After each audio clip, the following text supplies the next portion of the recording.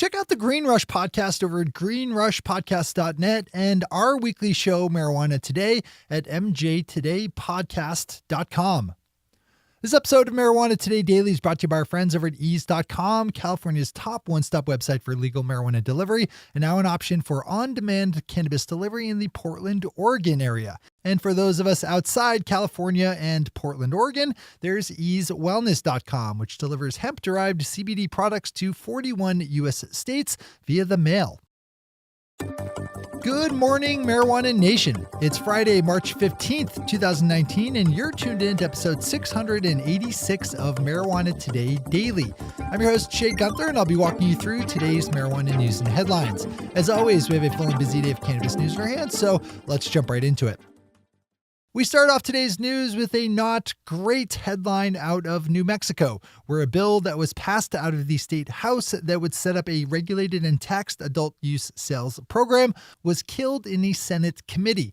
The bill would have relied on state-owned dispensaries and would have required adult use consumers to keep receipts for their industry purchases on hand at the risk of being charged with a criminal penalty. The bill was shot down in the Senate Finance Committee by Democratic State Senator and Committee Chair John Arthur Smith, who said that it did not have enough votes to warrant a hearing. In Connecticut, legislation to legalize adult use was unveiled yesterday by House Democrats, who presented a first draft of a comprehensive legalization bill they will push to pass this legislative session.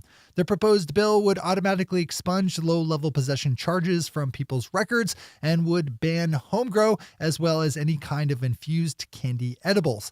House committees are scheduled to hold hearings next week, so I'm sure we'll hear back on this storyline as it matures. The Hartford Courant has a good and detailed write-up on this one, which I'd direct you over to. As always, we have all the news we cover linked to on our website at mjtodaydaily.com and on our Twitter account at mjtodaydaily. Another headline, another bit of state-level legislation. This time we hop down to Oklahoma, where Governor Kevin Stitt has signed into law the so-called Unity Bill, a piece of comprehensive medical marijuana legislation that enjoyed broad bipartisan support as it worked its way through the legislative process. The bill delineates all the different ways that Oklahoma's new medical marijuana program will operate, including the creation of new rules-making powers for the Oklahoma Medical Marijuana Authority. Tulsa World has a great piece on this if you're into Oklahoma industry news, with all kinds of detailed breakouts of the new bill's language and main points. Those are our top stories for today. It's time for Marijuana Today Daily Headlines Blitz. Before we blitz out in headlines, let's quickly thank our sponsor, ease.com, California's top one-stop website for legal marijuana delivery, and now an option for on-demand cannabis delivery in the Portland, Oregon area. Swing over to ease.com and check out their fantastic selection of legal adult use marijuana products, from flower, concentrates, and edibles to topicals, capsules, sprays, and all kinds of vaporizers.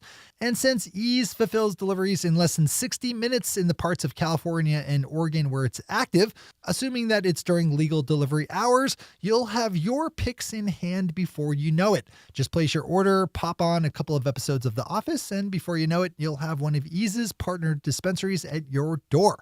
Find out just how easy Ease makes legal marijuana delivery over at ease.com and easewellness.com, with Ease spelled E-A-Z-E.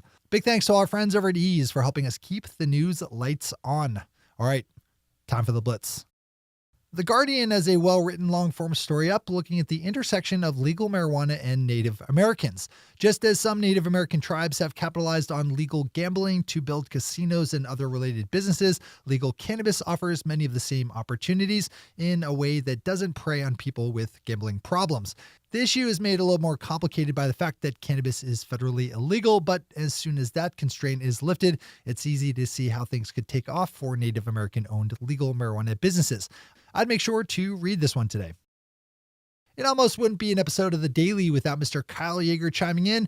This time, Kyle picked up on a newly introduced bipartisan bill in the U.S. House of Representatives that would offer some levels of protection for federal employees who test positive for marijuana use in states where it's legal. Republican Don Young of Alaska and Democrat Charlie Crist of Florida, along with 8 co-sponsors, introduced the measure earlier this week. Pop over to Kyle's piece for the full read on this one, including the language of the bill itself. New Jersey Governor Phil Murphy's office announced yesterday that his state has added more than 25,000 registered medical marijuana patients to its ranks since the start of the year, which is a healthy amount given that there were only 17,000 registered patients when Murphy was sworn into office in January.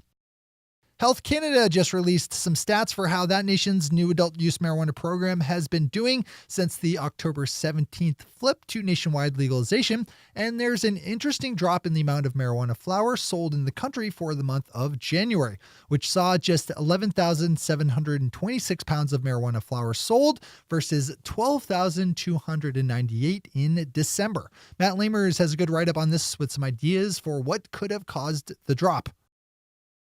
Swinging up to my corner of the country here in Maine, we have a newly proposed bill to require health insurance plans to cover some of the costs of medical marijuana.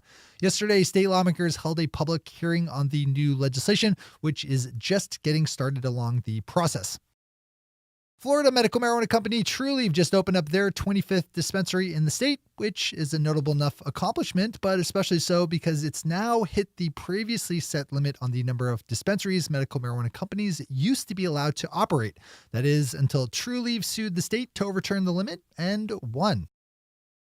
And finally, for today and for the week, Kyle Yeager demonstrates his mastery of the news cycle with a well-written piece looking at newly announced Democratic presidential candidate Beto ORourke's stance on marijuana policy. ORourke is already a top contending Democratic candidate and is just 46 years old, so the guy's probably going to be around for a while. Not a bad idea to see where he lines up on cannabis issues. ORourke has long spoken out against the drug war in general and has a B+ rating from NORML. Swing over to Kyle's story for the full read.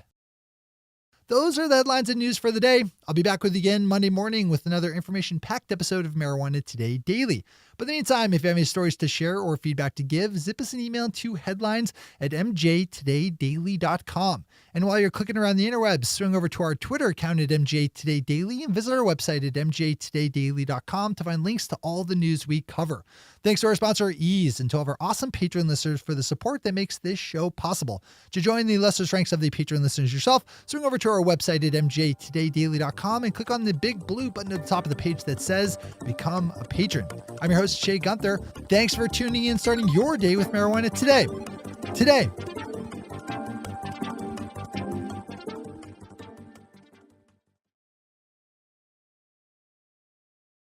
One take, Shay. One take.